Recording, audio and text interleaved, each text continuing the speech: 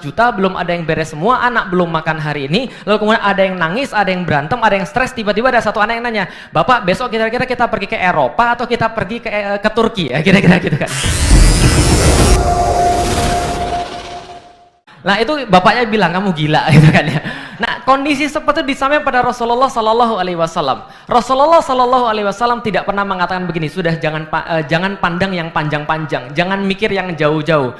Bapakmu aja belum masuk Islam, Rasul nggak bilang begitu. Tapi Rasulullah Sallallahu Alaihi Wasallam mengajarkan kepada kita ada satu hal yang nggak boleh hilang. Ketika makanan sudah nggak ada, ketika tentara sudah sedikit dibandingkan dengan tentara musuh, ketika semuanya kekurangan, kondisi sangat tidak ideal, kita benar-benar terdesak, kita benar-benar tidak ada harapan, ada satu yang nggak boleh hilang, keyakinan pada Allah Subhanahu wa Ta'ala. Yu'minuna bil ghaib, keyakinan pada apapun yang disampaikan oleh Allah Subhanahu wa Ta'ala, janji Allah Subhanahu wa Ta'ala. Maka Rasulullah membalas mereka, Madinatu Hiraqla tuftahu awalan. Yang akan kalian taklukkan terlebih dahulu wahai sahabat-sahabatku adalah kotanya Heraklius, yakni Konstantinia, yaitu adalah Konstantinopel. Itu yang Rasulullah Shallallahu Alaihi Wasallam sampaikan pada mereka. Ketika Rasulullah menyampaikan ini, orang Yahudi ada di sana lalu berkata, Muhammad sudah gila.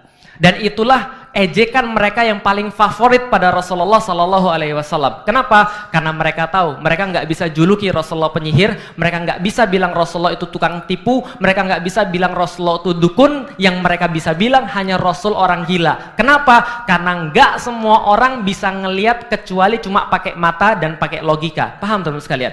Ingat baik-baik.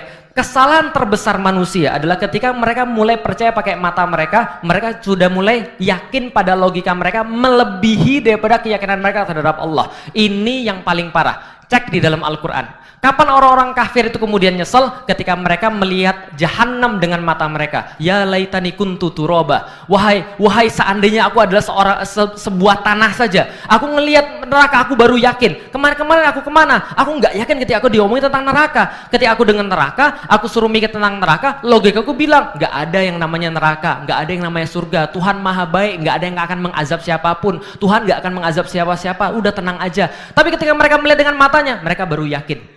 Ini bahaya banget. Orang yang yakin dengan mata itu calon-calon penghuni neraka. Paham teman-teman sekalian?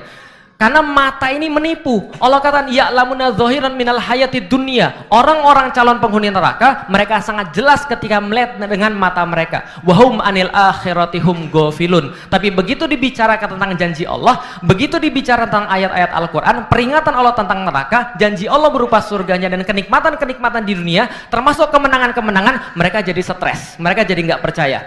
Maka begitu Allah mengomentari tentang penaklukan-penaklukan yang belum terjadi di masa Rasulullah, Allah sampaikan di dalam surat Al-Fat ayat 21, wa ukhra lam taqdiru alaiha qad ahatallahu biha wa kanallahu ala kulli syai'in qadira.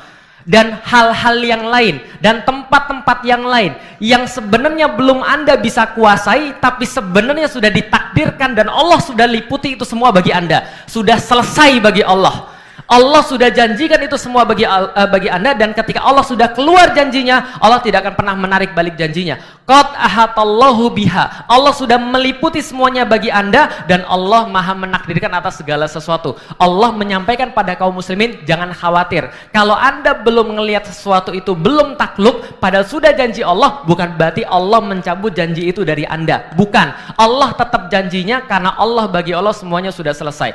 Ini yang disampaikan pada kaum muslimin pada saat itu.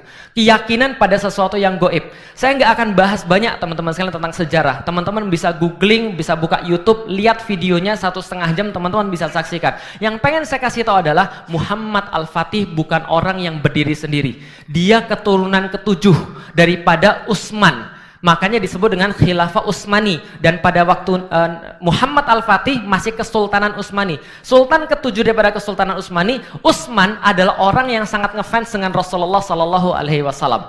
Saking ngefansnya Utsman ini, sampai tidur pun dia kebayang-bayang dengan Rasulullah Sallallahu Alaihi Wasallam. Suatu waktu Utsman punya bapak namanya Ertugrul. Saya cuma mau mengendorse tadi tentang Habib Khalilullah sampaikan kepada kita. Utsman punya bapak namanya Ertugrul. Ertugrul memilihkan ulama terbaik terbaik buat Osman, namanya Syekh Edebali.